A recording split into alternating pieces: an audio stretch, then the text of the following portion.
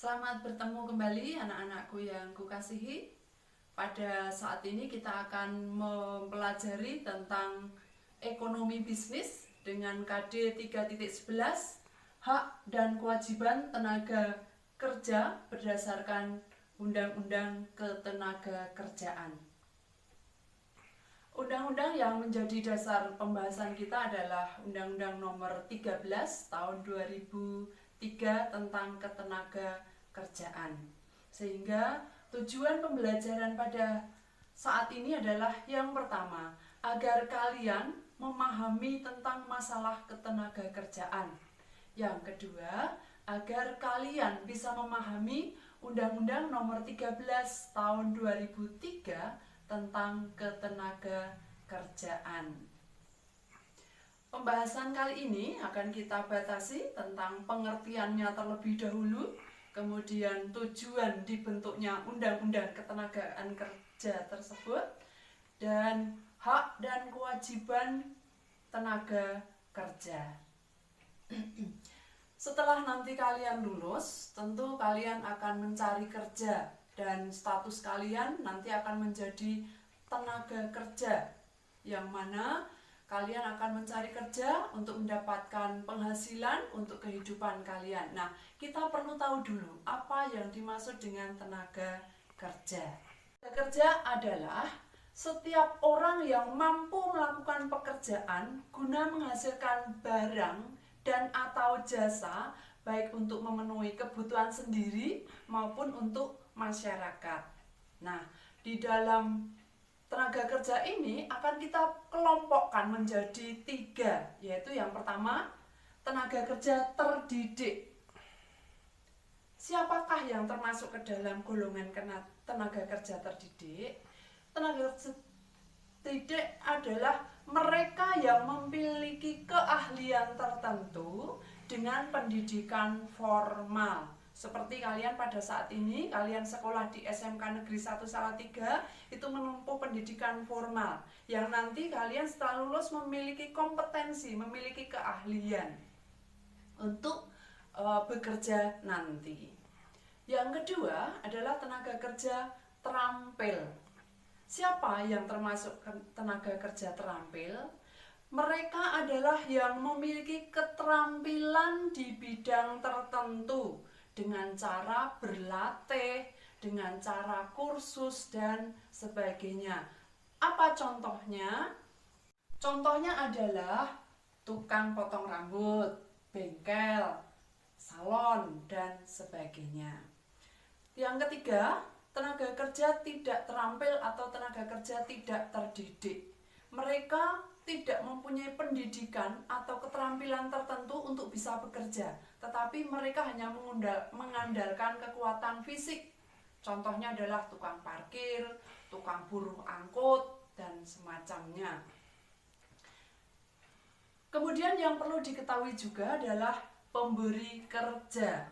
Pemberi kerja adalah orang perseorangan, pengusaha, badan hukum, atau badan-badan lainnya yang mempekerjakan tenaga kerja dengan membayar upah atau imbalan dalam bentuk lain.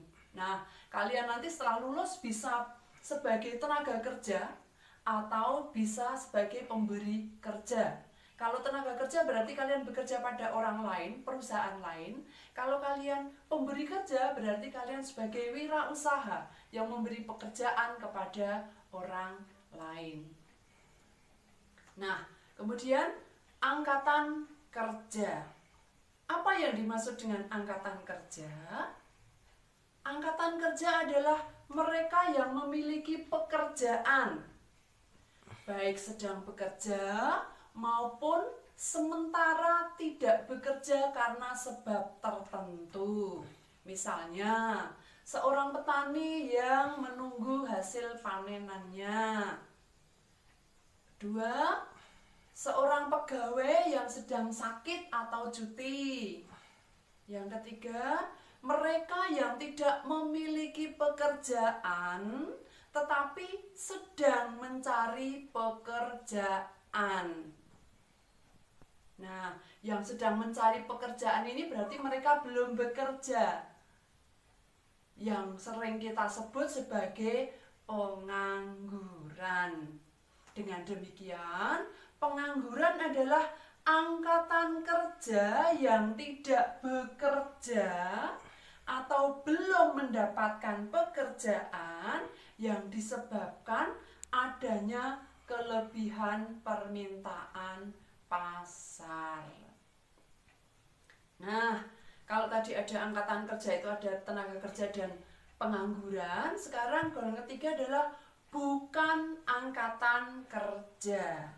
Siapa yang termasuk bukan angkatan kerja? Yang pertama, mereka yang sedang sekolah. Seperti kalian yang masih sekolah ini masuk golongan bukan angkatan kerja. Yang kedua, ibu rumah tangga yang mengurus rumah tangganya masing-masing tanpa mendapatkan upah dari manapun. Yang ketiga, orang yang berusia lanjut dan tidak melakukan kegiatan yang dapat dimasukkan ke dalam kategori kerja. Nah, itu pengertian yang harus kalian pahami agar kalian bisa menggolongkan mana yang tenaga kerja, bukan tenaga kerja, bukan angkatan kerja, dan seterusnya. Berikutnya akan kita kaji apa toh tujuan dari dibentuknya undang-undang ketenagakerjaan ini. Yang pertama, untuk bisa memberdayakan dan mendayagunakan tenaga kerja secara optimal dan manusiawi.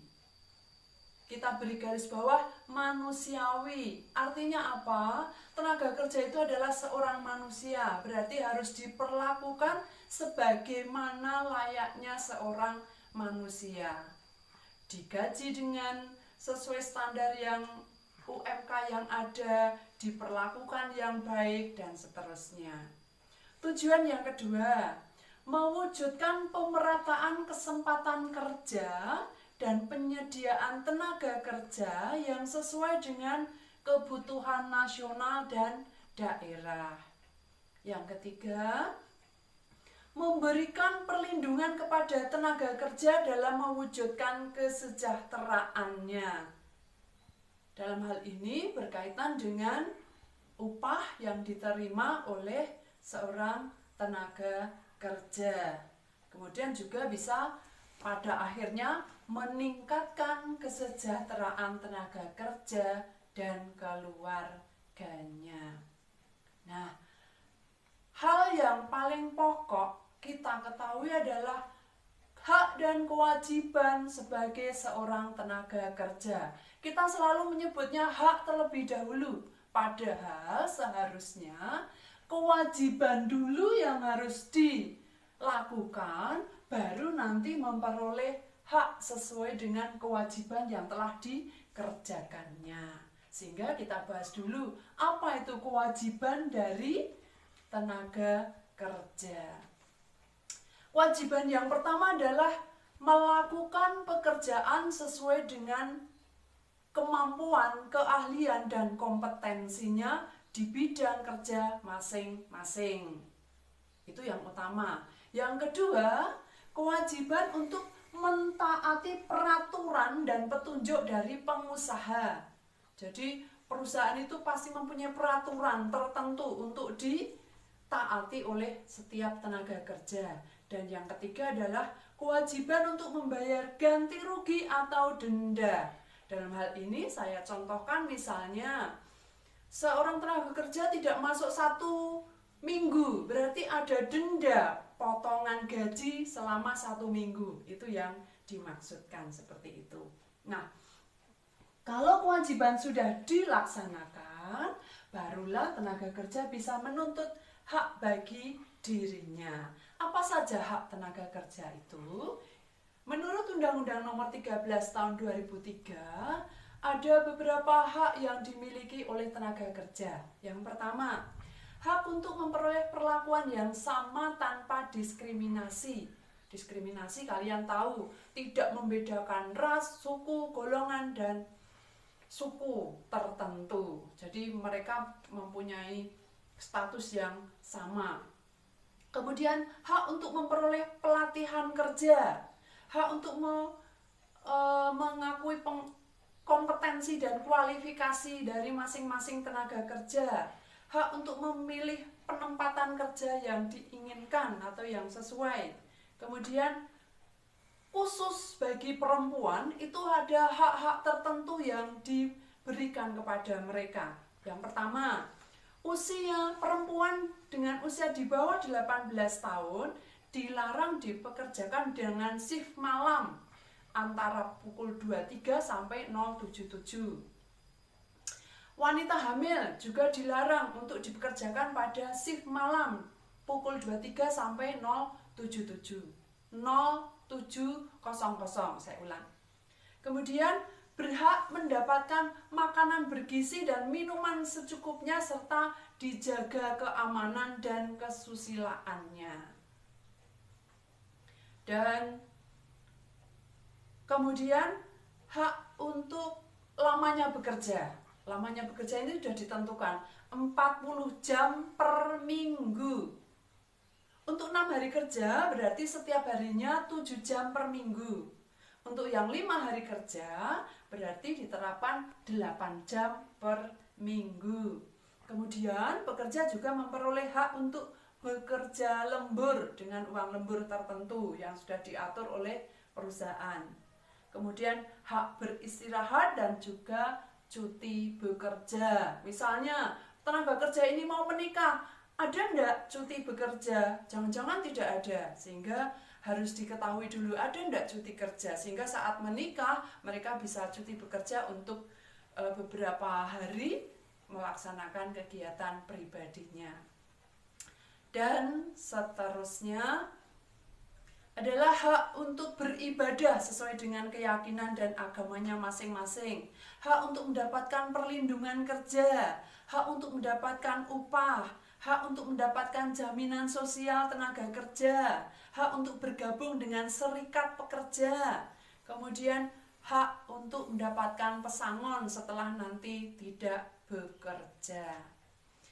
Demikian anak-anak pembelajaran pada kali ini. Harapan Ibu semoga kalian bisa memahami dengan sebaik-baiknya undang-undang ketenagakerjaan ini sehingga kalian bisa menerapkan di dalam kehidupan kalian nanti, sehingga setelah kalian nanti pada